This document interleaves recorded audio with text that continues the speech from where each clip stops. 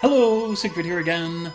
So, this video is a question from my Uncle Craig, and he asks me, how has living in Japan changed your view of America? It's a good question, and a good question because it's a difficult question for me.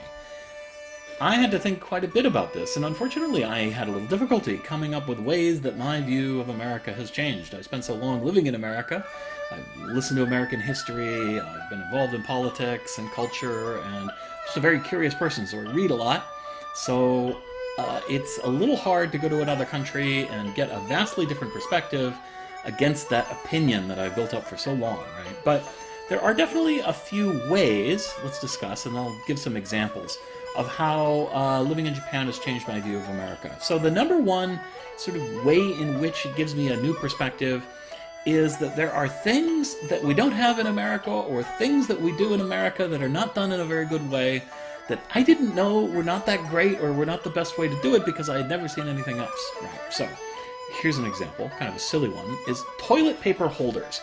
Now, in America, most of the toilet paper holders are these little spring rods. So it's two cylinders with a spring in the middle, ka-chink, ka-chink, ka-chink, and you like squeeze, you put the inside the tube, and then you squeeze that roller into the socket on the wall, right?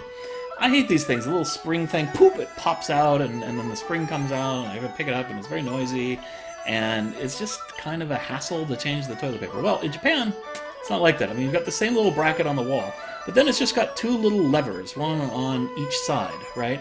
And they flip up, but they don't flip down. So when you want to take the empty roll off, you just pull it upwards, and the little levers flip, and they go back down, and you got your roll. Easy. When you want to put a new roll in, you put it under the levers, and you just pop it up, and then the levers just pop into the roll, and that's it! It's brilliant, it works great, there's no moving parts, it doesn't fall apart, you can't drop it, it's super fast, it's super easy, it rolls just fine. I never knew there was this much, much better way of doing it until I came to Japan, and I was like, oh, gee whiz, what have we been wasting our time with? This is a terrible idea. So, things like that. And there's a lot of different ones. If you want to talk about public transportation systems, Japan has great public transportation systems. You really get a vision of how good public transit can work and how incredibly convenient it is. You can live without a car and not really have any difficulties. In America, it just doesn't work. Not having a car is an incredible hassle. It's a big economic disadvantage. In Japan, it's no problem. Now, is it better or worse? Well, there's advantages and disadvantages, but it's something you can't really fully appreciate until you've lived somewhere where they do it differently. And then you can better appreciate the pros and cons of something.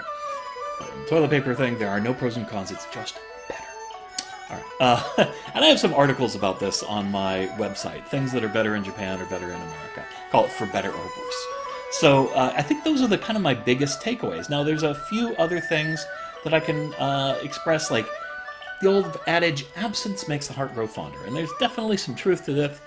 There are things like, let's say, ground beef. Is ground beef wonderful? It's okay. I mean, you can make a lot of different things with it. It's pretty nice. Can you buy it in Japan? Only in very specialized shops. It's very difficult to get. So while ground beef isn't so wonderful, if you don't have it for a really long time, you start to go, boy, I wish I could get some ground beef. I could make some meatballs. I could make some hamburgers, something like that. But it's very hard to get. Mostly you'll find ground pork here, and it just isn't the same.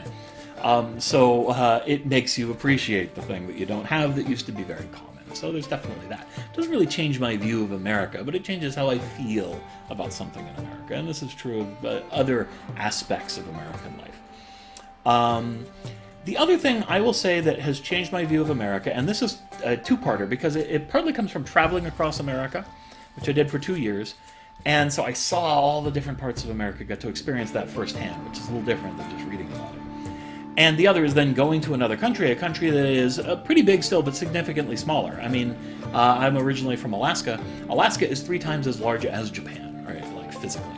It has less than half the number of people of one city in Japan, but it's much bigger. And America itself is huge. And America really encompasses many different cultures and many different styles of life. We are united by some things, common history, common cultural ideals maybe, but really the differences between the East Coast and the West Coast and the South and the North are really big, and much bigger than the differences you're going to find in Japan. Now, Japan has some, from the North to the South. There are some other indigenous people that were incorporated into the society, but it's a lot more homogenous. And while there are regional differences, they are just not as pronounced not as incredibly profound as the ones that you're going to find in America. I think that America, to describe it to other nations, is kind of to say, look, it's like many different similar nations pushed into one. It's a lot more like the EU. It's really a bunch of different cultures that are pushed together and agglomerated into one thing with some shared values. And that's going to give you a better idea of really the character of America. It is not just one thing. It is not completely united. It really is like these 50 different states, and each of them is more independent than a province or a region is going to be in many other countries. Now, I can't say about all countries because I've only been in Japan, right? But let's say than Japan or than other smaller nations, I think you're not going to find quite so much variety. I'm guessing there are exceptions. There are very large countries like Russia and other countries with long cultural history with some different ethnic groups. But anyway, something that I learned about America from doing that. Okay, well, I think that's about everything I got. So we'll see you next time, and thanks for watching. Bye-bye.